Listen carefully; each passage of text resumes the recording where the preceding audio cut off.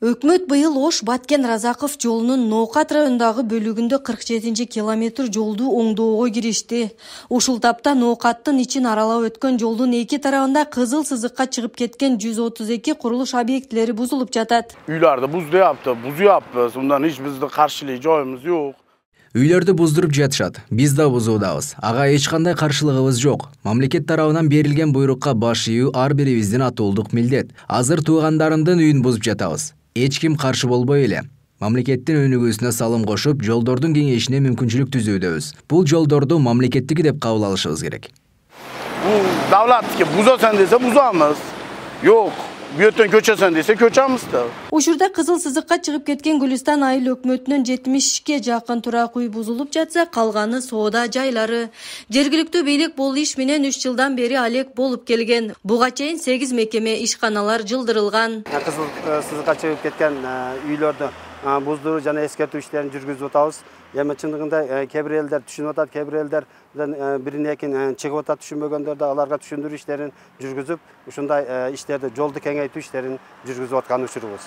Бул эми президентибиздин жана башка бийликтеги элдерибиздин башка адамдардын жүргүзүп аткан саясаты эң куру дейм. Бул жол кең болсо биз өзүбүздүн коопсуздугубузга жана башка нерселерге керектүү нерсе. Ноокат жолунун жамагы өлкө боюнча шакабага айланып, көпчүлүктүн көңүлүн буруп келген. Япон инвесторлор тарабынан оңдолуп жаткан жол учурда кеңейтилүүгө даярдалып жатат. Ноокат районунун шаар курулушу жана архитектура кызматкерлери 2016 жылдан бери турак жай ээлерине эскертүүлөрдү берип келишкен. Турак үйлөрдөн азыр 62 үй кызыл сызыкка кирип калган.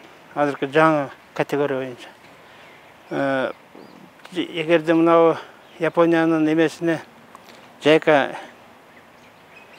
ишканасына имен бошотуп бербесек жолду, булар капризный калып келеткен дагы эч неме болсо кайтып кетип калат экен да. Ошон үчүн биз жолду тоскоолду келтирбеш үчүн жолдун эки бетин кеңейтип 28 метрге турлап эме бузушка туура келди.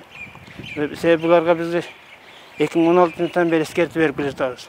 Архитектуранын маалыматында 1961 жылкы башкы план боюнча жолдун туурасы 40 метр деп каралган. Учурда 3 категорияга киргендиктен долбоорго ылайык жолдун туурасы 28 метр деп айтылып, тазалоо иштери уланууда. Перизада Ташиева, Улкан Зондо кызы, Зайыр Абдыкеримов, Пирамида.